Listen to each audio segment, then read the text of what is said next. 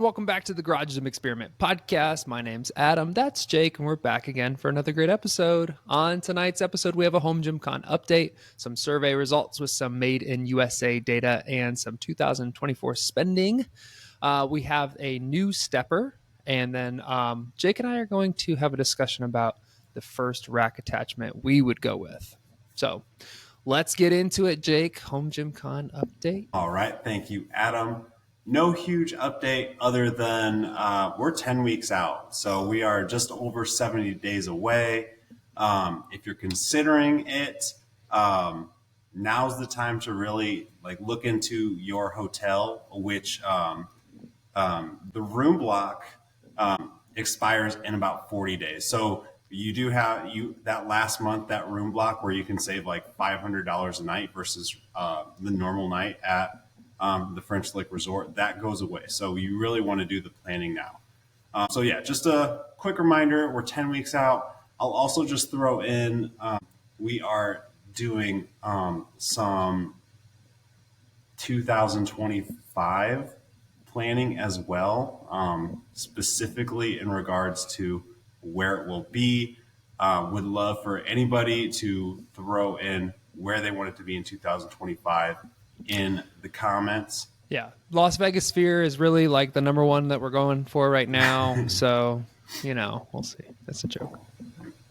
Probably not Las Vegas, but big cities are not out of the question. So, we obviously can't listen to everybody or even most people, but we'd just love to hear where people would like to have it. Let's move on to those survey results. So we asked, how much will you spend on your home gym in 2024? This was a repeat question that we asked around the same time of the year last year as well.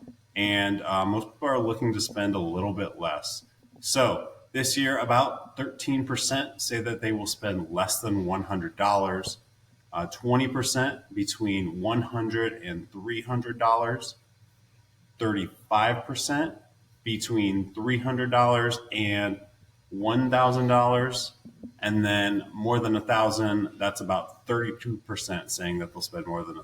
So that last one's up a tick, but the between $100 and $300 and between $300 and $1,000, those are both down percent, and then the less than 100 is that one was up 58% versus the year before. So a little less spending. About 38% typically look to see what country their equipment was made in before purchasing. That's up slightly from last year. It was 37% last year. Puts our nose at 62% this year.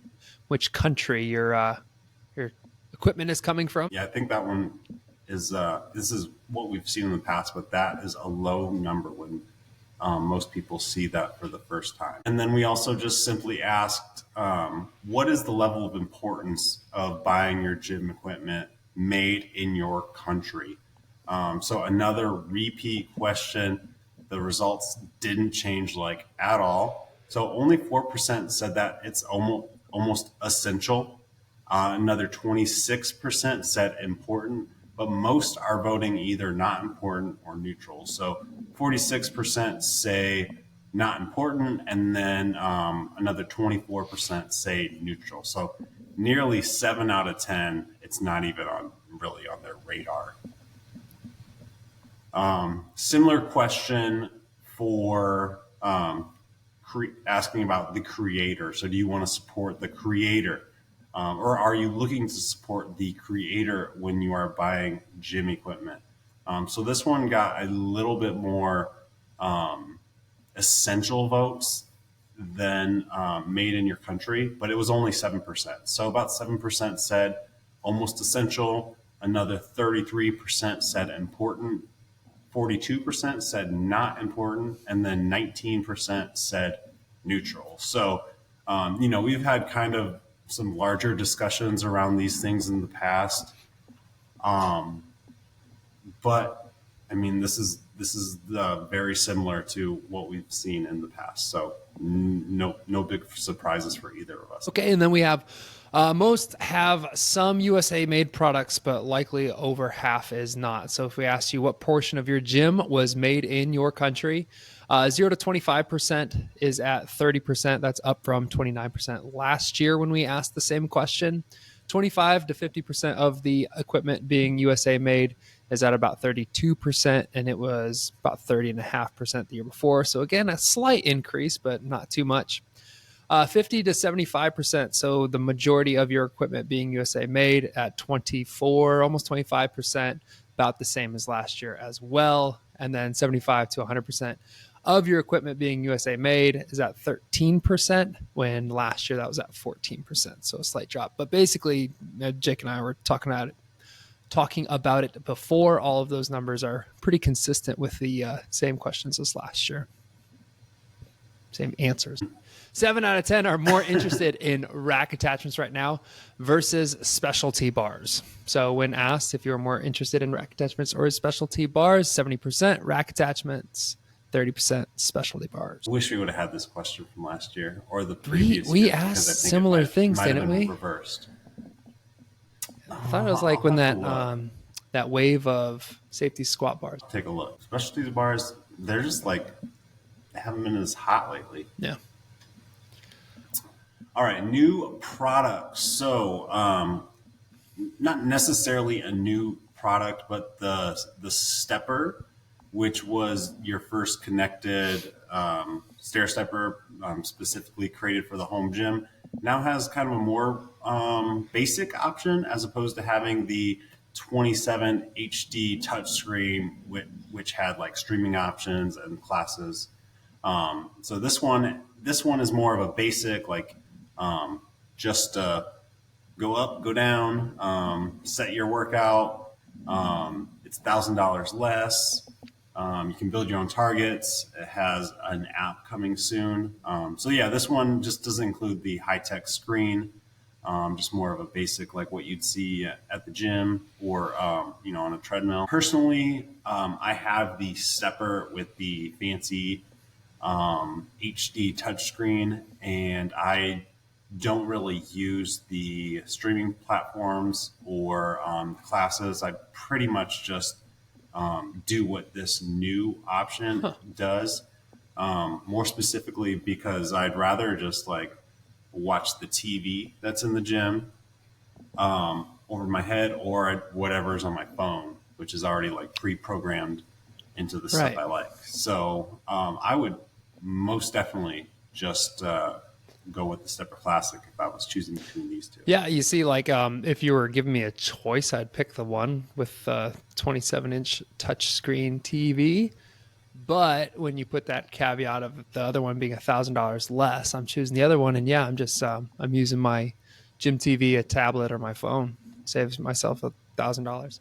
There are a couple other differences like the height and stuff, but probably not major differences. Well, I think it's the height of the TV. The height is only because the screen's higher. The screen. And I actually like the idea of the lower screen so that you can watch the TV even easier. Yeah, if you have good media in your gym, you don't really need it, huh? Yeah. Yeah. Unless like you really think you're going to use those live classes.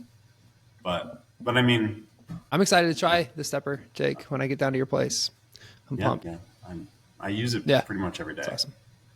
Mm-hmm. All right. And then as kind of a Sunday survey discussion question, we asked people, if you had to do it again, what is the first rack attachment that you are going to buy? Not excluding J-cups and safeties. So the most popular answers were pretty basic. The dip attachment and landmine seemed to be just based off of the eye test, the most popular answers. We also had a lot of people saying the drink spotter, and then something like a universal pulley system /lat/low row option. So those were the more popular answers. If I had to do it again, that's mine. The number one choice I would do, and I also didn't want to give a basic answer because I also didn't want to give an answer that I thought Adam was going to give. But I would go with the isolator. So I pretty much just use the isolator for leg curl / leg extension. But if I think about it, if I have a basic home gym and I'm going to steadily build it out over time, that's like some of the, I have it right behind me actually, and I use it all the time. That's something that I miss the most from a commercial gym. So I would add the isolator as number one, and then also just some as like a number two, because I noticed Adam put multiple answers. I would go with the seal row.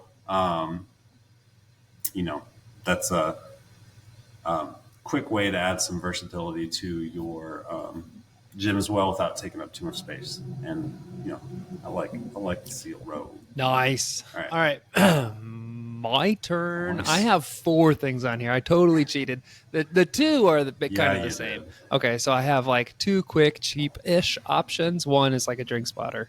I don't even count that as a rack attachment. That's just like a gym accessory. So that's why I threw that one on there, and I'm just going to roll right past. You should just get one of those.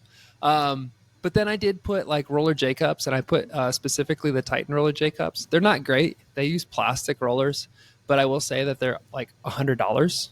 And to have roller J cups on your rack is something that you didn't know you need until you have it. I sold my roller J's that I had with my, my 2x2 racks. Obviously, they don't work on my 3x3 rack, and not having them now, you feel it. And so that's an easy $100 spend to get some convenience in your lifts.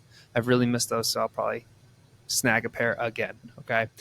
Now a real rack attachment, because you probably already have J-cups and you don't need a drink spotter and specifically. So my true answer is some kind of cable system. So I have the UPS, or the other picture I threw up there was the Rep 4000, 5000 lat tower that attaches to the back of your rack. So if you don't have any type of cable system, figure out which is the best for you. Jake, help me out with that that new one. It's got like the Sidewinder. What's that new one? Connects to the back post. Dialed motion. That could be something that works for you as well.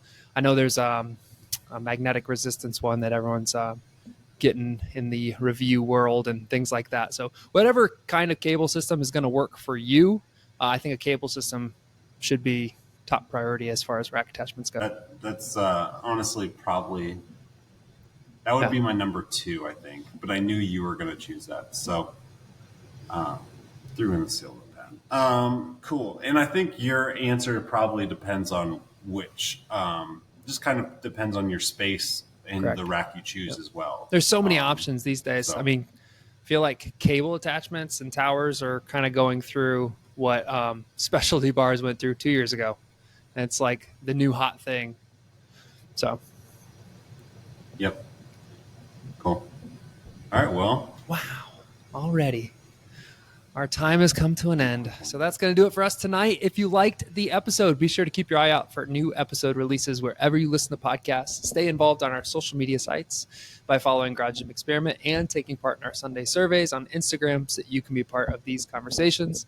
Like, follow, subscribe to the channel on YouTube. Get involved on our website for all your home gym content needs. Come on down to French Lick, Indiana for HomeGymCon. Visit HomeGymCon.com. Buy your tickets there. Check out the competitions. If you're an ollie lifter, arm lifter, or a strongman, sign up for a competition. We'd love to have you out there. Tons of great prizes and giveaways as well. HomeGymCon.com, or check us out on socials. Jake, anything else left for the listeners? All right, guys. Thanks for listening, and we will catch you next time. See ya.